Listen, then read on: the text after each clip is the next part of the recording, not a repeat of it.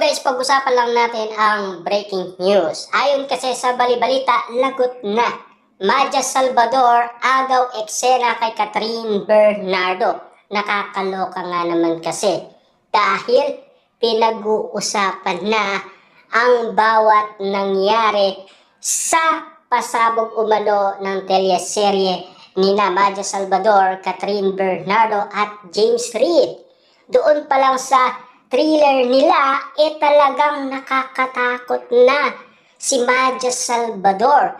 Kaya nga naman kasi ang sinasabi, baka nga naman dahaw ang magdala, walang iba kundi si Maja Salvador sa nasabing tambalan James Reid at Catherine Bernardo.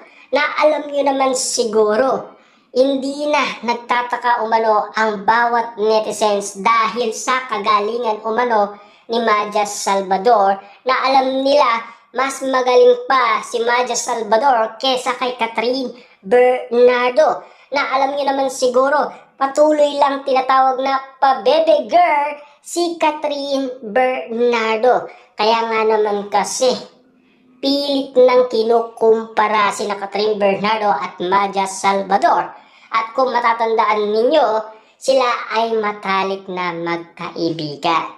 Siyempre, sa napapansin kasi ng iba't ibang mga netizens, mas agaw pansin si Maja Salvador. Baka nga naman kasi, siya pa daw ang makakuha ng award sa nasabing teleserye. Siyempre, alam niyo naman siguro, yan ang pagdududa or prediction umano ng iba't ibang mga netizens tungkol sa bagong teleserye umano ni Catherine Bernardo at James.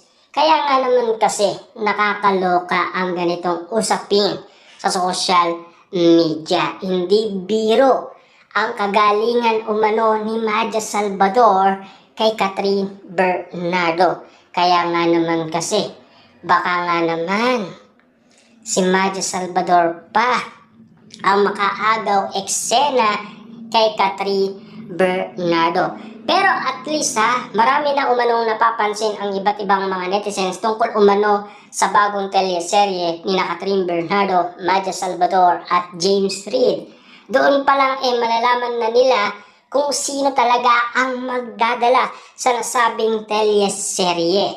Na alam niyo naman siguro, kahit anong acting gawin umano ni Maja Salvador ay kayang-kaya niya. Kaya nga naman kasi, bigay todo si Maja Salvador ayon kasi sa iba't ibang netizen.